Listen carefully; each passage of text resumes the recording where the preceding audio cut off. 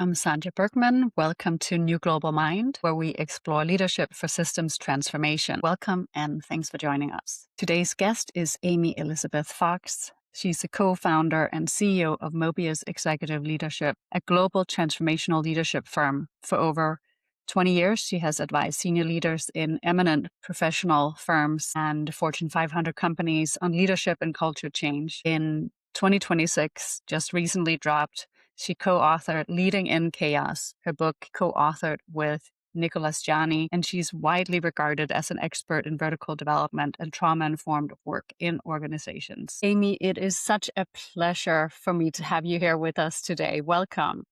Thank you so much, Sandra, for me as well, because we both have a very shared mutual vocational path. And so it's a really rich delight to get to talk to you about the new book.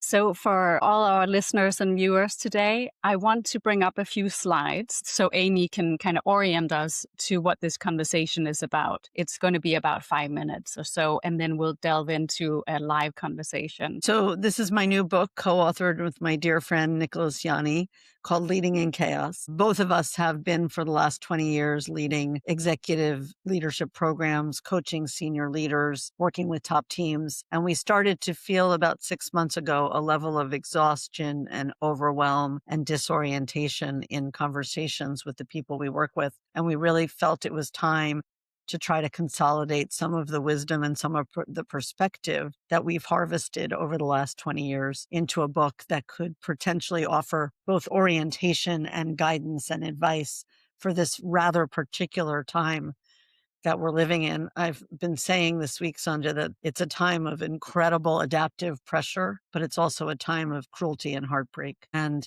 I think both of those are calling leaders to have a different attention and place a different importance on their inner life. There are two secrets in corporate life, and I hope we'll unfold them or unpack them in our dialogue.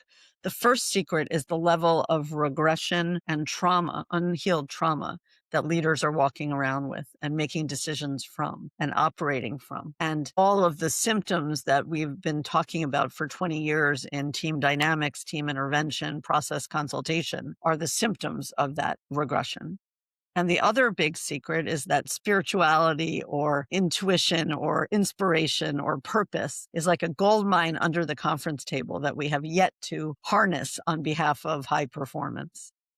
The book recommends two paths to deal with each of those dynamics. On the one hand, it's a time where we're calling for people to do trauma-informed leadership work, what's now in our industry called vertical development, but what you could think of as simply undertake an inner healing process, undertake a family healing process, undertake an ancestral healing process, and to do the work of metabolizing and integrating crucible events from early in their childhood that were formative and shape their habits and shape their beliefs and form their fears, and to go back and actually do the inner work of revisiting those experiences and metabolizing and integrating the emotions and the scars that they leave. And that frees up and liberates an incredible amount of emotional fluidity, intellectual range, and intuition. So there's very powerful transformational capabilities that are locked, frozen in the suppression of strong emotion and early experience. And the second is really to suggest that this is a time of consciousness raising, consciousness expansion, of awakening, and that for a leader to begin the walk of spiritual path is to begin to have a greater sense of purpose, a greater sense of orientation, and a much deeper faith at a time of a lot of uncertainty and shakiness. The zeitgeist is being characterized with the acronym BANI, which means brittle, anxious, nonlinear, and incomprehensible. And in that context, which is uniquely emerging now and escalating, you need a different set of leadership competencies. So I'll explain them briefly in conventional terms, and then I'll explain them briefly in energetic and mystical terms. In traditional terms, you need the ability to spot patterns because the picture is getting ever more complicated. And not only is it increasingly complexifying, but it's moving all the time. It's a kaleidoscope moment. So you have to be able to sort the signal from the noise and to go on the balcony and notice the patterns in order to get a sense of the future, because it's not going to be as predictable and linear as it once was. The second is you have to iterate and experiment in order to be in a constantly developmental and innovative context. You can't make a plan and execute it according to the plan in an unpredictable world. The third is people are going to need some sense of orientation because the adaptive demand and the pace of change is accelerating so fast that the narrative skills and the sharing of stories is going to become an essential leadership skill. Also, as the picture becomes more complex and dimensional, and the interconnectedness and the intercausality of things becomes more intricate, we're going to need what's called collective intelligence, because we're going to need multiple perspectives and many different voices in order to even understand what's happening in the picture itself, let alone what to do about it. And finally, I think people are going to have to become more capable of being patient with uncertainty. Most senior leaders got to where they are by being declarative, definitive, and decisive. This isn't a period where that's going to be possible. So we're going to have to be willing to lead with cognitive fluidity, strategic fluidity, and dance with the chaos to some degree. So if things, structures, and systems and processes that we count on for predictability, stability, and planning are all dissembling and falling apart before our eyes, then the kind of groundedness or centeredness or security that we normally externalize and take from a context that looks a lot tomorrow like it looks today, we're going to now have to start to source from our own inner embodied centeredness. If the level of anxiety is a groundswell in the organizational fabric, we're going to have leaders who know how to emotionally manage themselves and co-regulate with one another to lower the level of fear in the system and to promote psychological safety. And that building of belonging and trust and what I call corporate intimacy has another advantage, which is it widens the degree to which people can stay productive during a time of great disequilibrium instead of getting change resistant or change defensive. If things are nonlinear, as they are increasingly, the pace of change means also an accelerating arrival of the future. So what used to take incremental time and happen longitudinally is now in a collapsed arrival. So we're going to have to become capable of exponential imagination. I was speaking to a strategic planner the other day, and he said, the idea of horizon thinking is over because what used to be 3 to 5 years away is now coming a week later. So as things become catalytically changing, I think we're going to have to get used to that kind of dynamism and also learn how to think together in very novel and creative and disruptive ways. And finally, in a time of incomprehensibility and where it's just even hard to fathom what we're facing, there's a quality of humility that's going to need to happen.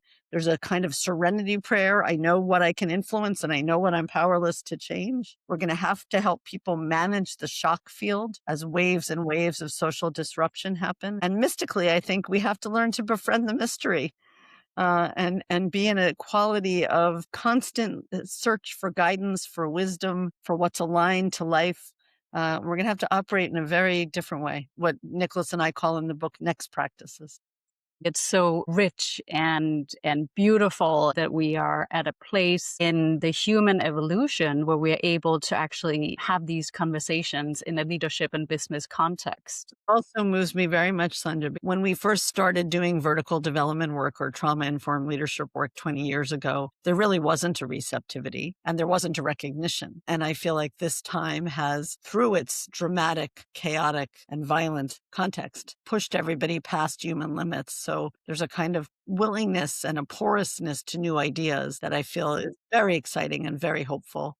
And wasn't there before. I agree with you. It's on the one hand pioneering, and on the other hand, I think many coaches, many people who work with teams, many people who do organizational culture work have found themselves over the last 20 years moving from making behavioral interventions to going deeper into mindsets and paradigms and mental models to increasingly entering the somatic and ontological and emotional domain. And now I think we're at the root of the tree where we're really talking about healing work that will liberate somebody's behavioral repertoire, open their minds, make them less sealed off from learning, and make them much more capable of leading others. Top leaders, board leaders that sit on the budgets and make these important decisions, they're very focused on, of course, financial ROI. What is the business premise to involve their team in this type of deep developmental work? Well, I think I first would want to say that people often worry that they can't afford the time or the investment to do this kind of deep vertical development. And they imagine or envision that it takes a huge amount of time. That isn't true. Our immersive leadership programs run for 4 days, and we see a catalytic sea change in somebody's inner life, even in that short, compressed period of time, if they are well held and well guided during those few days. So I just, first of all, want to debunk the idea that we're going to distract from the business mandate or the ability to get short-term profits or any other pressure that people might feel as a competing tension with the notion of devoting yourself to this work for a brief time. When I ask business leaders, what's the cost of fear in your organization, or what are the symptoms of fear in your organization? They can readily give me a poignant, business-centric list of downsides of not doing this work. People don't feel safe. There's all kinds of business critical conversations we don't have. We don't hear all the voices around the table. We're afraid to innovate because we are taking a risk that we might get something wrong. We are unwilling to admit when we made a mistake. We don't use failure to harvest learning and take a developmental approach to experimentation. Many, many things. People are in isolation. People are saturated and exhausted physically, mentally. We're starting to see disengagement, burnout, mental health costs, physical health costs. Not to mention that people don't feel like they are held. And we have this very false bifurcation between people's private lives and personal and professional lives. If I have something going on in my personal life that's causing me distress, I check my feelings at the door, theoretically. But what we know neurologically and what we know emotionally is that's not possible. So that means some part of my operating system or attention or decision-making faculty is absorbed over here trying to suppress my emotions and pretend I don't have any emotional needs and not available for the work at hand. So I think that the truth is that in a context that's more predictable and where one can make strategic plans and execute them, you can get high performance without doing this kind of deep work. In a context in which everybody is under high stress and likely to be emotionally disrupted, it's not a luxury anymore. And of course, as all of us, humanity is under immense pressure. Now we're talking about the mental and emotional and trauma-informed dimensions, but they, of course, and the spiritual dimensions, but they also interact, of course, with the environmental and planetary dimensions. Everything is interacting. And of course, the geopolitical storms that are taking place now also interacts with the rise in mental pressure, depression, anxiety, and so forth that we are seeing. So I think more and more people are starting to wake up to and understand the interrelatedness of all these systems and how it puts pressure on the individual and the ability to perform. You're saying two important things. I want to capture them both. On the one hand, even if the organizational system was in a state of stability and ground, which it's not, but even if it was, everything surrounding that organization is in distress. We have a crisis in the climate, we have a crisis geopolitically, and we have a crisis economically. So all of those things are impacting people.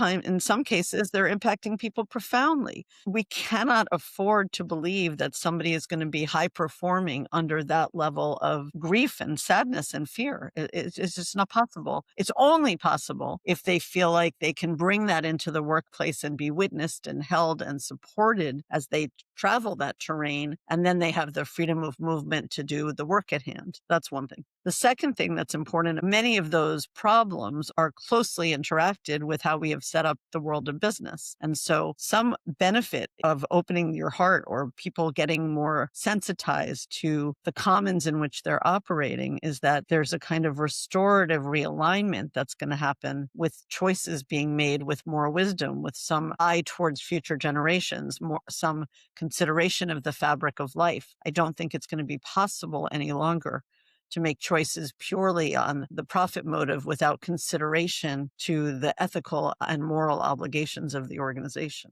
We're making our choices from generations of untreated trauma. I can't hurt an ecosystem that I have a communion with. I can't hurt a people that I can feel in my heart. So the level of numbness that we're walking around with is what enables us to do this kind of violating and damaging behaviors. And I think this is a time of reawakening and reconnection that will call people to something higher.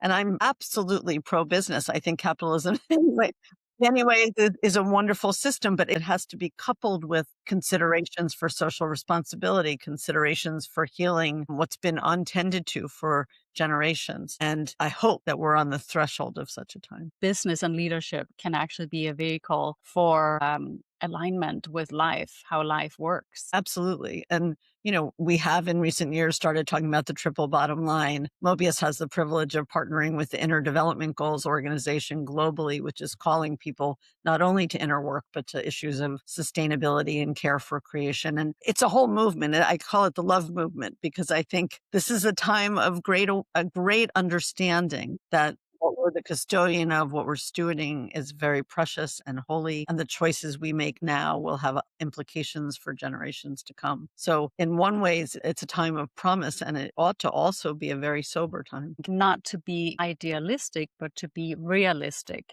And I think what you also speak to is to step out of denial. What's happening on the mental and emotional dimensions of people and how that affects business performance. It also speaks to what some call, the illusion of separation. When we don't speak to the pain, when we don't speak to that shadow, it creates isolation and it creates more pain. The pain is exacerbated. I agree with that completely. And leaders come in increasingly to our programs in a state of not just overwhelm and exhaustion, but loneliness. They don't feel like they know who to ask for help. They don't share their interiority. They don't talk about what's really on their minds very freely. And they live inside an organizational culture that puts such a primacy on self-reliance and autonomy and what we call resilience, which basically means I don't need anyone. It's just a lie.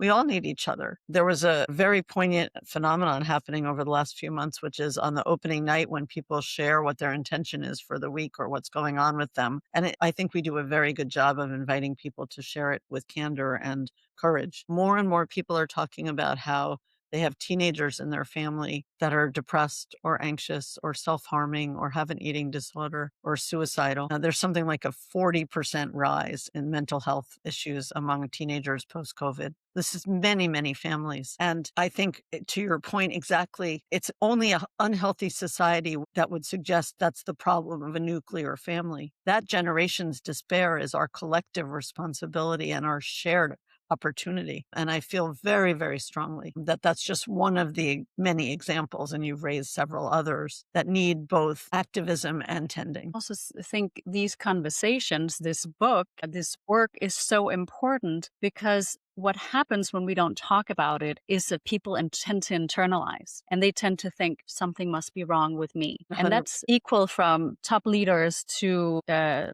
younger generation, where we see a massive amount of climate anxiety and so forth. There's a huge sigh of relief among a group of senior leaders who start to talk more candidly about what isn't working, what they're struggling with, and what they're afraid of. Because it is universal. It's going on for all of us. And we're all behind a mask trying to pretend everything's okay when it's really not. So the minute you can create a context and a container where people can speak truth and be witnessed in that and meet others in the tenderness of their heart and the yearning of this moment, it's very relieving and it's de-shaming. And it's also generative. People can start to really help each other. We're living in too much isolation, so we don't make relational requests. We're trying to figure it all out from our minds. It just won't work. It does take a village. And so I think helping people to have opportunities to really speak together is critical.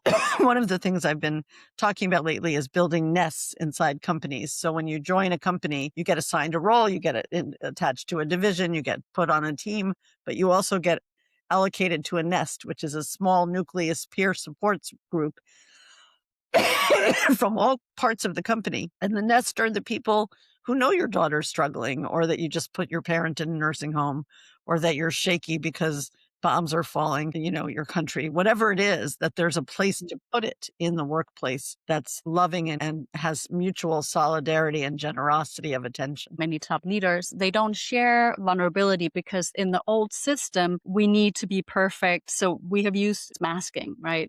We pretend, we become hyper independent, which of course are all trauma responses when we know that dimension. So to step out of that, there's a barrier of an immense amount of fear that we have to break through, because we're breaking through decades of conditioning, survival conditioning. So that's all ego work, really breaking through that. But also the container has to be safe enough to hold it so that other people are not going to weaponize vulnerability, which of course also relates to emotional maturity versus not toxicity. Many organizations are quite toxic. And so how do you work with that? There's a couple of threads to your question. It's very multidimensional and it's very important. One is kids who grew up in a chaotic environment often take on the role of a parentified child. They become the hero of the family. They organize the meals. They organize the kids' homework. They take care of their parents. And those kids learn to get things perfect because they're trying to keep things from falling apart. And they become very ambitious because they're used to being the one who's responsible at a very precocious age to make sure everybody is safe and taken care of.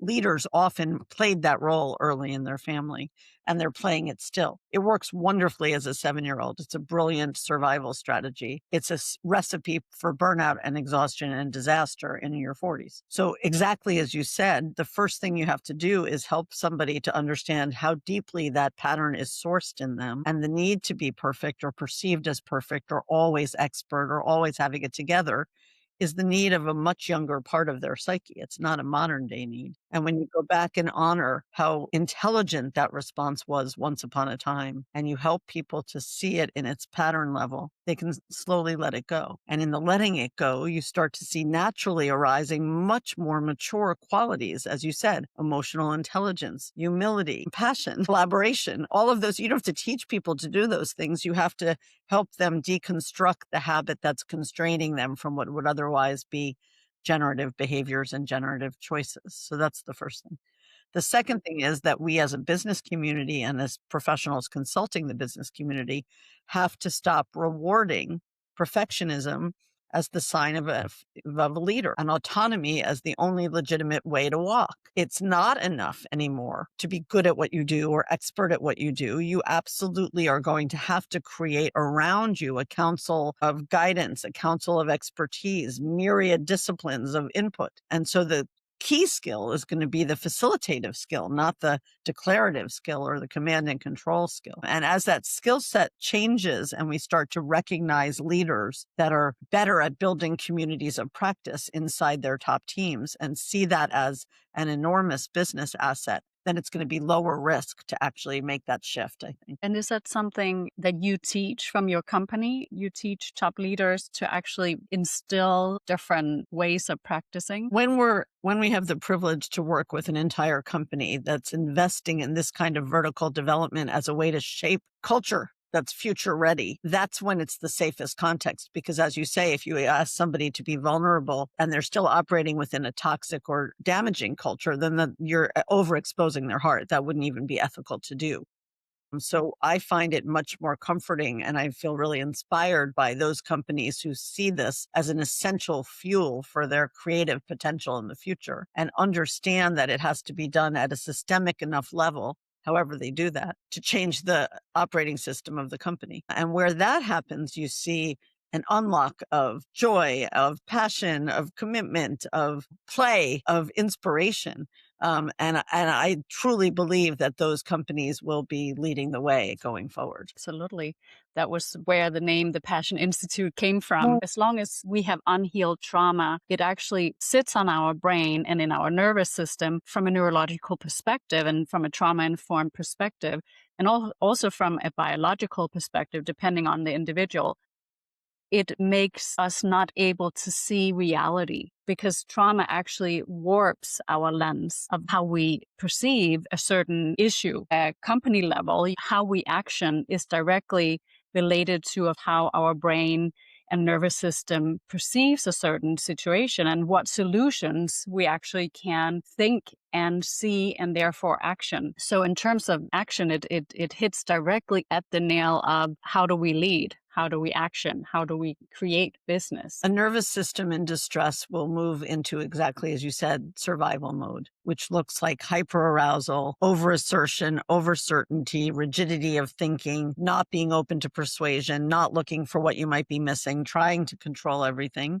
Or hypoarousal, which is kind of shutting down and withdrawing and not being willing to put your voice in the room, not being willing to take risks, not feeling proactive in any way. And both of those, as you said, will warp your ability to take in new information, distort the degree to which you perceive threat in the external circumstance, and as a result, truncate the creativity of your problem solving. So this is impacting action plans. This is impacting key decisions. This is impacting the quality of discourse in every team meeting as people get more and more stressed. The ability to actually, as you said, envision together and imagine together a new world, a new possibility, a new product, a new way of working with customers, a new mission. All of it is shutting down and getting denuded by trauma symptoms being reactivated in the current circumstance. And I think we underestimate radically the degree to which this is shaping organizational fabric. This work is so pivotal. I had somebody in a program recently who came up to me at the end of the week and he said, I want to thank you for helping me cry the tears I walked around with for 63 years. And it touched me so much because he was very moving and he had been, really used the invitation to do deep work, but also because I thought we're walking around in a sea of uncried tears. And how could it be otherwise? This is a tragic moment in many ways. It's also a beautiful, poignant moment. The fuel of awe and wonder and beauty is a critical and essential lifeblood. The poetics have to be reintroduced back into the workplace, which I know is something you feel strongly about too, Sandja. Absolutely. But we have to recognize the level of hurt that's also people are walking with at the same time. And I think that's very, very important. We cannot bypass that piece of work. It's not possible to deny the uncried tears for 60 or 65 years. It's not possible to then bypass that and say, great, now we're just focusing on innovation, creativity, joy, passion, purpose, and so forth. It's not possible to bypass the actual work. People walk into the workplace with their hearts, their bodies, and their neurology. It's just that simple And profound and simple. and And it's profound. profound because it is a level of understanding ourselves and each other that in the spiritual and mystical traditions are well known. That's a practice there. That's a path that's being walked there. But in most modern day society, it's not widely known. And that's the awakening part of leading in chaos, that we start to import some of the wisdom and some of the knowledge and some of the sources of soul nourishment that are available, but have heretofore been relegated as irrelevant to the business place or the workplace. And we import them into the workplace so that it can become a place of thriving, not just emotionally, but vocationally as well. Absolutely. Thriving workplaces. I wonder if you can give us a couple of concrete business examples so people can kind of ground it in how they could integrate it into their business. Sure. I'll give a couple. One is I've been recommending that when people constitute a new team, whether it's a team that's going to work on a transformation or a new product or an initiative internally in the culture, that you take a day before you start the work of the team to share your life stories. Because in the sharing of the life stories, people find each other very inspiring. It's very meaningful. They get to know the crucible events and hardships of that person's family, of that person's culture, of that person's legacy. They also hear stories of triumph and the incredible soaring of the human spirit. And it builds a kind of generosity and fabric of trust between the team members that is the fuel for future collaboration and meaningful exchange. So to take the time to really honor each other's walk, but also to get familiarized with what one another's reactive triggers might be so that you can take responsibility as a group for helping each other in moments of high tension or high conflict to stay centered and to stay productive. That becomes a team competency that comes out of that exercise. A second thing I've been talking about is giving each employee 3 wellness days. So right now in the world of business, we have the right to call in sick. And I think it would be equally wholesome and kind of inspiring if you had the right to call in well. So I'm taking today off because I'm going to go to my kids' play, or I'm taking today off because I need to go sit by the ocean, or I'm taking today off to snuggle with some cocoa and watch Netflix and let my brain rest, so that we build into the commitments at work, helping people to have a greater balance and restorative dimension to their work life. That would be another example. I've also been talking about creating rituals in the workplace so that when something happens in the organizational story, a triumph or a massive failure, you don't just move into action.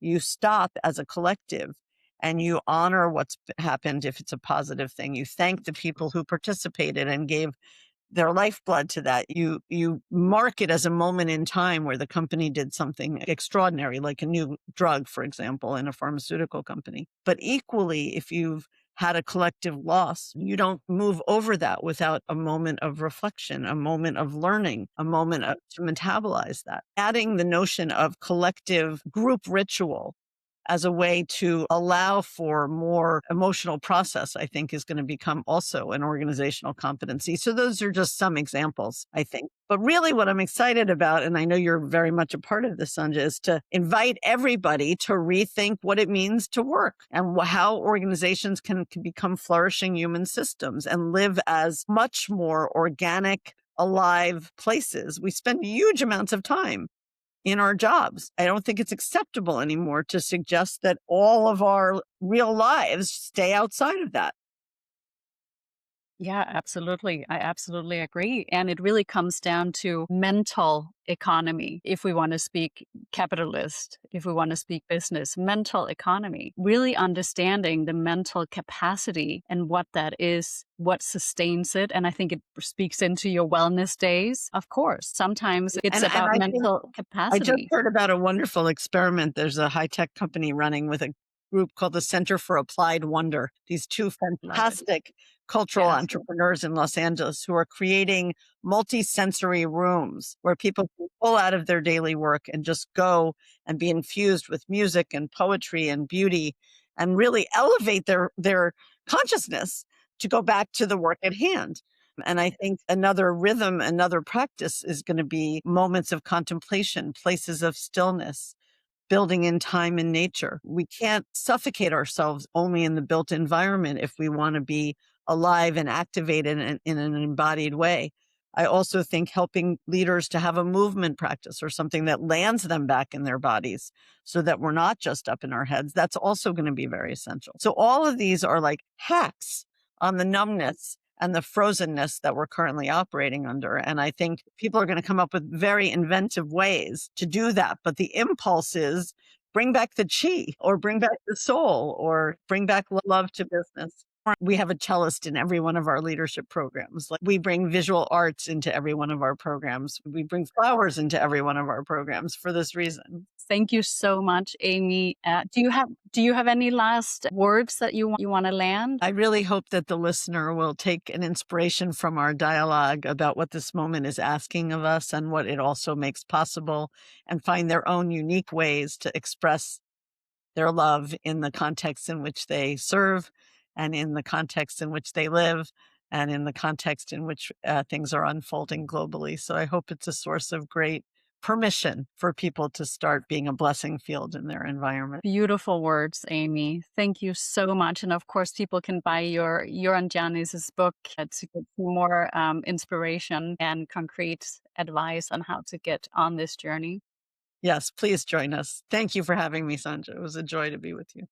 Thanks for listening. I'm your host, Sandja Brügmann. You have listened to New Global Mind, Leadership for Systems Transformation, where we explore pathways to brighter futures through leadership and business. You can find the podcast and the video edition of the podcast on all your usual channels like Spotify, Apple Podcast, YouTube, and on our website, thepassioninstitute.com. See you next time.